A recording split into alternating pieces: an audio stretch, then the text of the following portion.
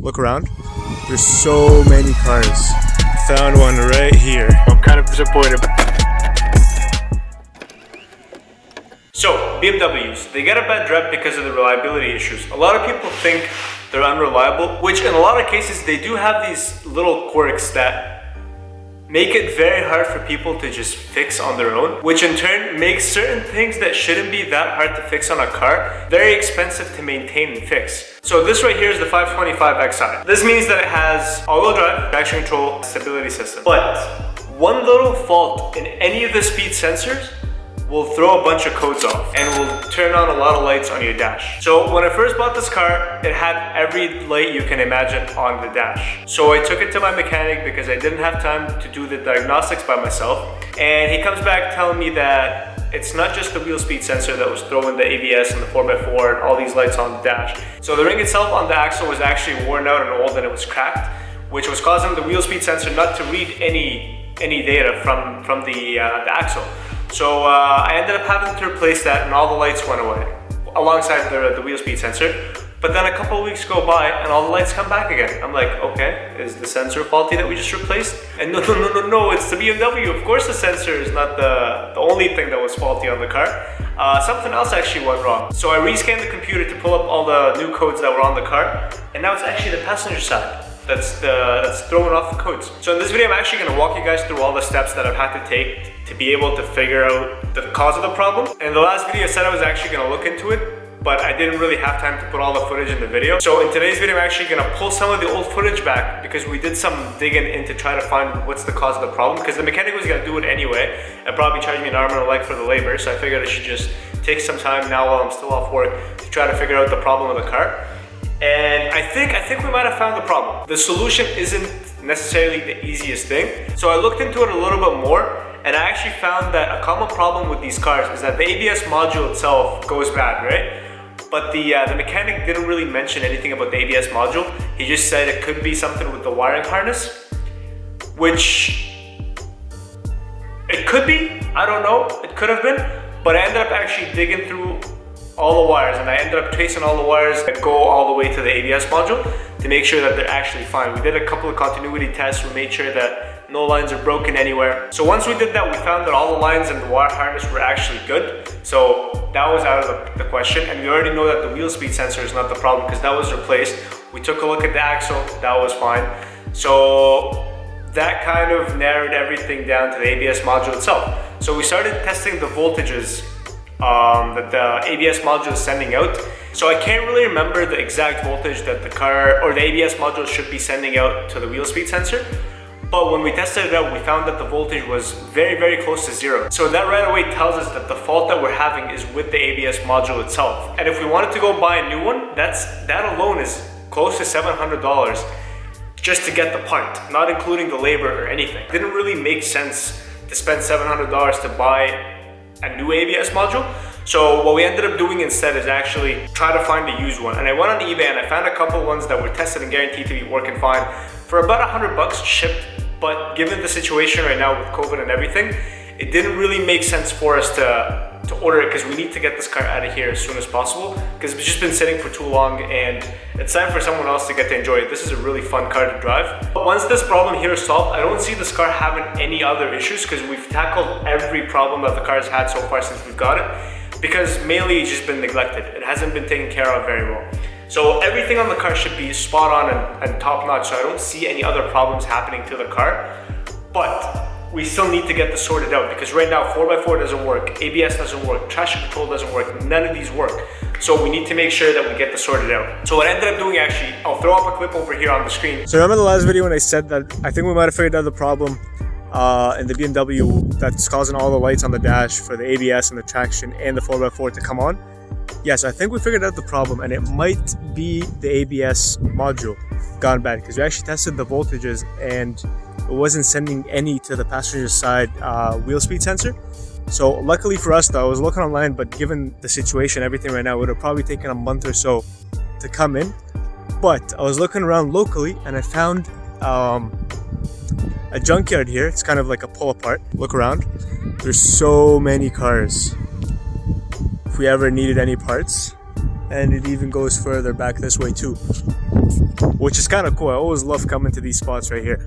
But we did find the same car, same model, same engine, the same year. So it's the 2006 525xi. Found one right here. And this is the part we're gonna need right there. I already started taking it apart, but hopefully once we get this replaced, we might have to get it coated at the BMW dealership, or if I can figure out if my mechanic can do it. But once we get this off, that should solve the problem. We got super lucky because they had the exact same year, exact same model car on the lot. So we ended up just going there and just watch the clip for yourself. So to take these off, these are the brake lines right here going into the ABS pump, and this is the ABS module that we're gonna need. So to take it off, you just need an 11mm wrench and just take it off. You gotta take these 4 nuts off, and then you have this one holding the whole module together. And this is the connector, connecting everything to the computer. Once you take that off, it should be good to go. It's gonna leak a little bit of oil, but it doesn't really matter because we're taking it off anyway. You just wanna make sure that you don't leak all your brake fluid off your own car once you're taking it off your car. There we go, all 4 lines are off. Now we're gonna have to take this one off. That's actually a 10mm, which I have right here.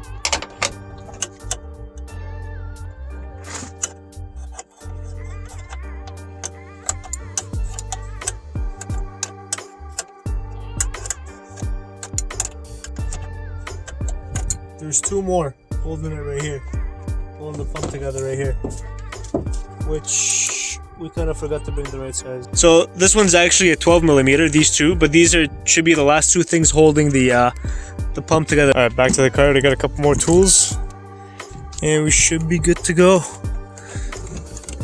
There we go. You need 12, 13 just in case, and a Phillips head screwdriver.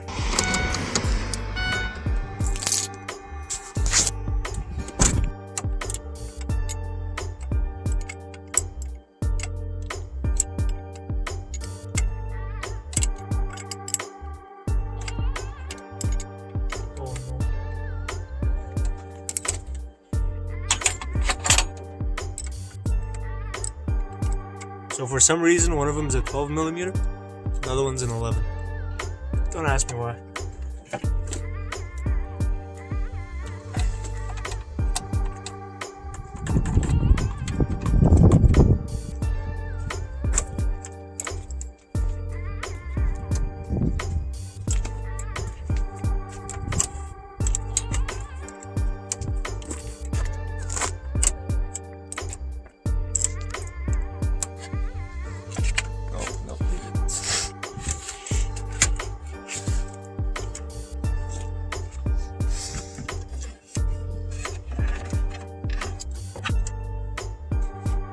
And that's it. You actually don't need to take anything from the bottom. It was just held on by these 2 little pieces. So there's no bolts at the bottom, so it's just these 6, and you're good to go. And that is the ABS module right here that we're gonna need to replace. This is the ABS pump. I think ours should be good. The only problem that we were having is actually the voltage going into the wheel speed sensor. One of these pins on the inside is actually broken, or something happened. A lot of these, it's a common problem with these cars. The ABS modules go bad because it's so close to the engine and it just heats up. When you actually replace your ABS module, you're gonna have to get it recoded because the ABS module actually has the VIN number stored on the module itself. And once the car turns on and it recognizes that the VIN number on the module itself is different than the VIN number from the car, it's not even gonna read the module. I will be taking it to the mechanic after I put it on to get everything coded, and I'm hoping that fixes the problem. But just so you know, if you wanna replace your ABS module off of a different car, for the most part, it won't work because the VINs don't match and it won't even read the module. But coding it even at the dealership is probably gonna cost you about $100, about an hour labor, which isn't too bad. But anyway, enough of me talking. Let's actually get to work on putting this back into the car.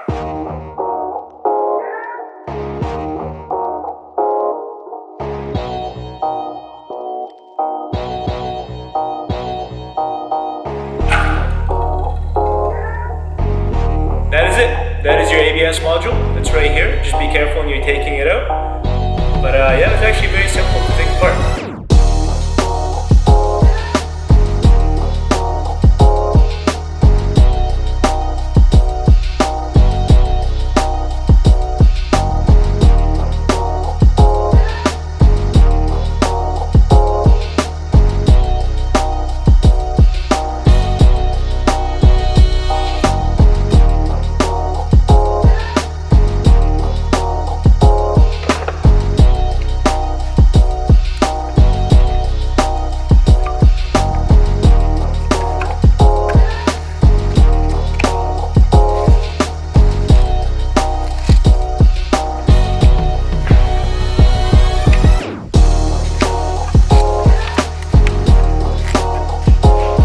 Now it's time for the moment of truth. Is it gonna work properly, or will we still have to code it?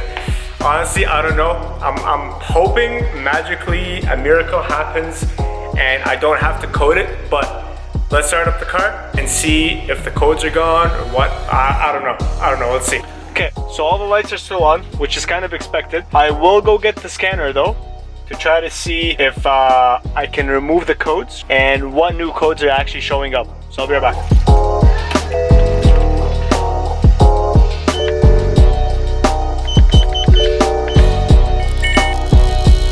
So when I scroll down all the way to the 525xi, then go down to control units, and then chassis, and over here you'll find ABS. There's two different control units that we're going to scan. So let's scan the first one, see what comes up, read codes. So yeah, see, it says the steering angle sensor is not present, and then we have adjustment required, wheel speed sensor supply front right, present, not present. Okay, so what we'll do is actually just erase all the codes, and then we'll read the codes again.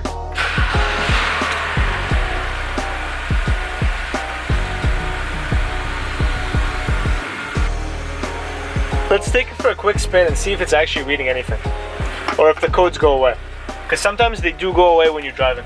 You guys can see the lights over here on the dash.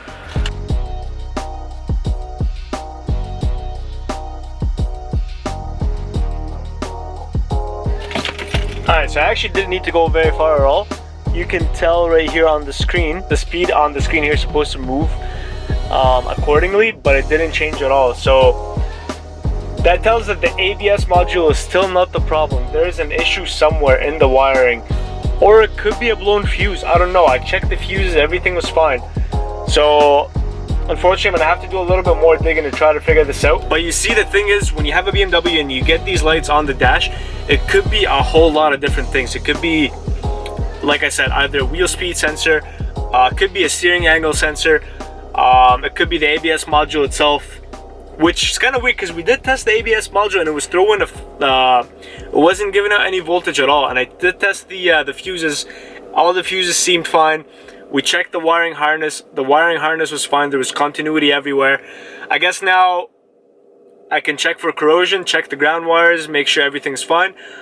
But to be honest, I don't know what else I can think of, because we changed the wheel speed sensor. We've done everything. I can't really tell what else could be the problem here. So I'm gonna have to go back to the drawing board and try to figure this out. But this will actually, like, this video right here will give you an idea of the things that you might have to go through when you get one of these codes. You can still drive the car fine, like everything is fine. You just won't have all-wheel drive or traction control, but the car still drives fine. It just won't be the best if you're driving in snow or in rain or anything. I hope you guys at least learned something in this video, how to remove your ABS control module and actually figure out if that's the problem or not. So see you guys in the next video. I'm kind of disappointed, but I'll see you guys in the next video. That's what happens though when you work on cars. You think you have the solution, but it doesn't always work out that way. But you just got to keep going at it and you'll figure it out. Anyway, I'll catch you guys in the next video. Peace out.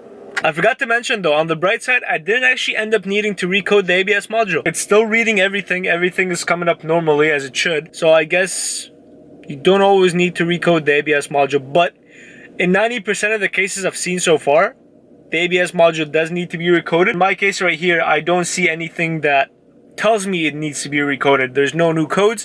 Usually it would say that it's not present and it can't read the ECU, but in my case it's reading everything just fine. That's at least a plus that we learned from this. If you do find the model that's exactly the same as yours with the same specifications, you don't actually need to recode the ABS module. And I don't think I'm wrong on this one, because I don't see anything that tells me that it does need to be recoded. So that's a plus. Yeah, it just pulled up all the information for the it actually just pulled up all the information right here for the new ABS module on the scanner. So I don't think recoding was necessary, but in most cases though, you will need to recode the module. It just so happened that this time I didn't have to, which is kind of cool. Back again to the drawing board, trying to figure out what the issue is, and yeah, and I'll keep you guys updated if I do figure out the problem, which I will need to figure out the problem. So yeah, you guys will get an update soon enough. Anyway, peace out.